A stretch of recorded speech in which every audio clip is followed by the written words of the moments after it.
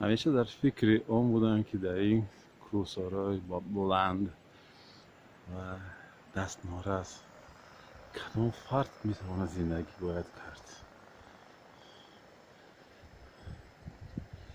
و حالا میفهمم که در این کوهساران مکان مردان آریایی است، نه مکان مغول و منغیت.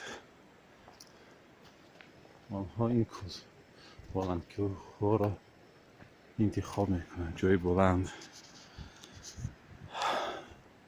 هواهای تازه دستنار است، کوله های سفید پر از برف با قلب های تازه، با کینه های تازه، مثل همون برفی که در کوله ها میبینه. این قلب مردم آریایی است، نه مردم منغیت و مغول.